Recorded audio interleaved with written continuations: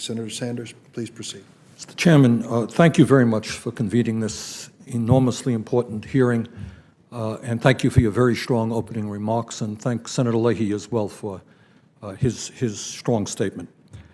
Mr. Chairman, as you've indicated a moment ago, the history of our country has been the drive toward a more and more inclusive democracy, a democracy which would fulfill Abraham Lincoln's beautiful phraseology at Gettysburg when he talked about a nation of the people, by the people, and for the people.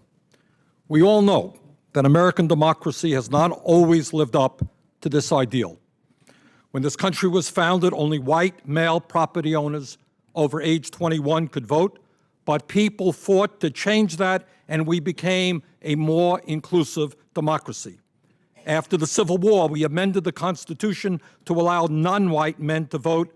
We became a more inclusive democracy. In 1920, after years of struggle and against enormous opposition, we finally ratified the 19th Amendment guaranteeing women the right to vote. We became a more inclusive democracy. In 1965, under the leadership of Martin Luther King Jr. and other great heroes, the civil rights movement finally succeeded in outlawing racism at the ballot box, and LBJ signed the Voting Rights Act. We became a more inclusive democracy. 1 year after that, the Supreme Court ruled that the poll tax was unconstitutional, that people could not be denied the right to vote because they were low income. We became a more inclusive democracy.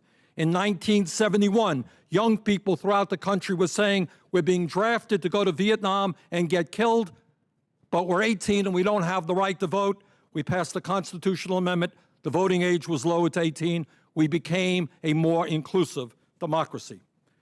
Mr. Chairman, the democratic foundations of our country and this movement toward a more inclusive democracy are now facing the most severe attacks, both economically and politically, that we have seen in the modern history of the United States.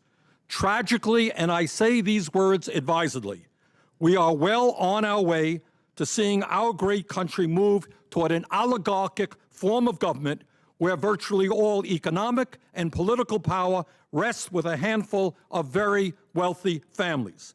Citizens United is a part of that process, and that is a trend we must reverse. Economically, the United States today has by far the most unequal distribution of wealth and income of any major country on earth, and that inequality is worse today than it was in any time since the late 1920s. One family, the Walton family of Walmart fame, owns more wealth than the bottom 40% of the American people. Bottom 60% own less than 2% of the wealth. Top 1% owns 40% of the wealth. Now, that is what is going on economically in this country. A handful of billionaires own a significant part of the wealth of America and have enormous control over our economy. What the Supreme Court did in Citizens United is say to these same billionaires, you own and control the economy, you own Wall Street, you own the coal companies, you own the oil companies.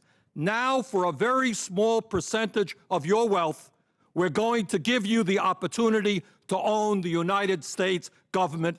That is the essence of what Citizens United is all about, and that is why it must be overturned. Let us be clear. Why should we be surprised that one family worth $50 billion is prepared to spend $400 million in this election to protect their interest? That is a small investment for them and a good investment. But it is not just the Koch brothers. Mr. Chairman, there are at least 23 billionaire families who have contributed a minimum of $250,000 each into the political process up to now during this campaign. And my guess is that number is really much greater because many of these contributions are made in secret. In other words, not content to own our economy, the 1% want to own our government as well. The constitutional amendment that Congressman Ted Deutsch and I have introduced states the following. For-profit corporations are not people and are not entitled to any rights under the Constitution. For-profit corporations are entities of the states and are subject to regulation by the legislatures of the states so long as the regulations do not limit the freedom of the press. For-profit corporations are prohibited from making contributions or expenditures into political campaigns. Congress and the states have the right to regulate and limit all political expenditures and contributions, including those made by a candidate. I am proud to say that the American people are making their voices heard on this issue. You got over close to 2 million signatures right there on a petition. In my state of Vermont, we have seen dozens and dozens of towns go on record as saying they support a constitutional amendment, and we have 6 states having done the same. You have some very good amendments here with Senator Baucus, Senator Udall, and Congresswoman Edwards. I hope we move on this issue because the future of American democracy is at stake. Thank you very much.